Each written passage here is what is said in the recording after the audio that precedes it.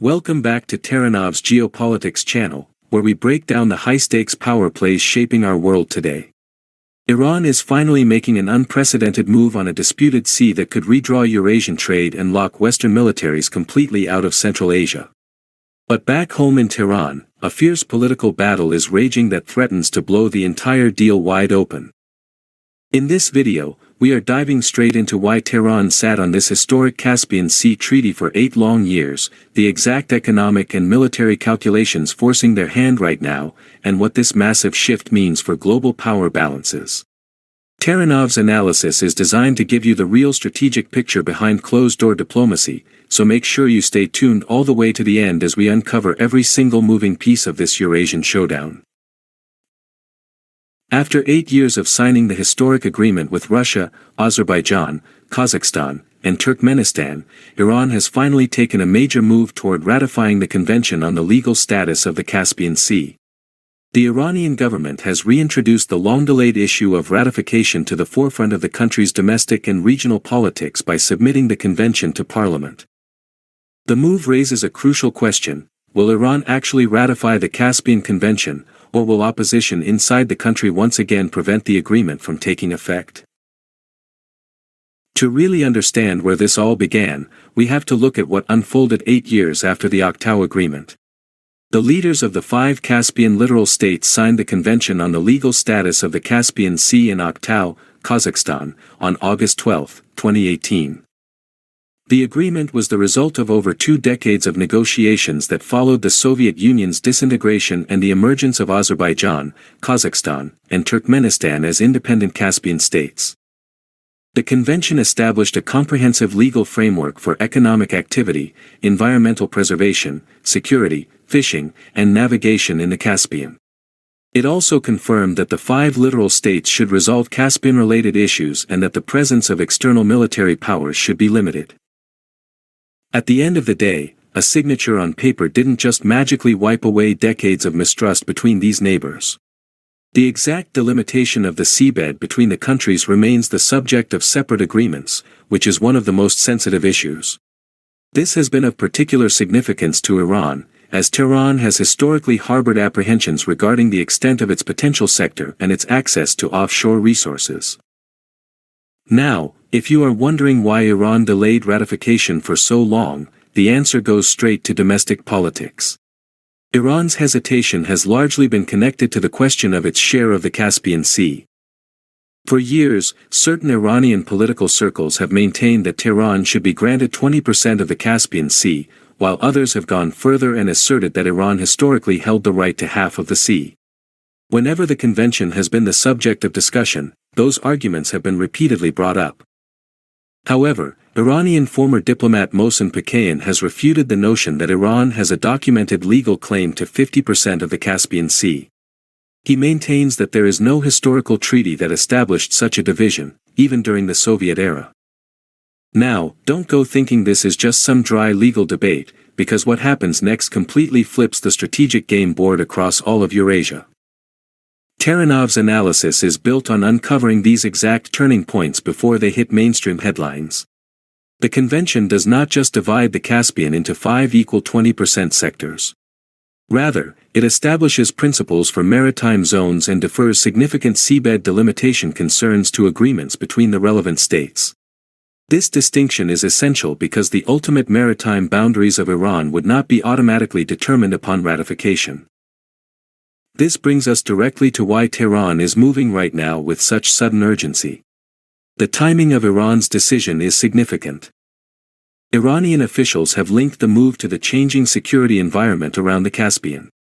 Esmail Baghai, the spokesperson for the Foreign Ministry, has contended that the ratification of the agreement would establish a more transparent legal framework among the 5 littoral states and would prevent the influence of external powers.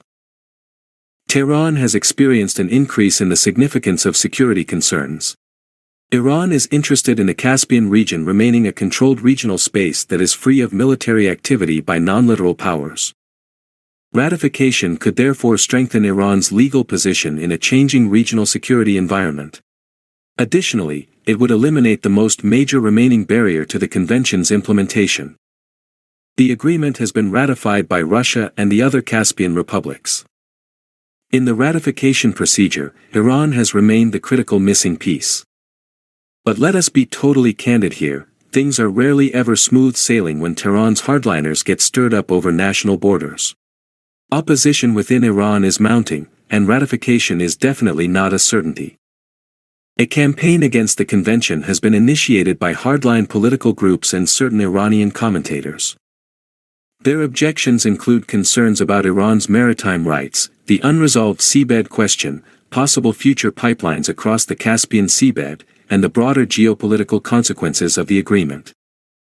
Some opponents contend that ratification could erode Iran's bargaining power in relation to Azerbaijan and Turkmenistan.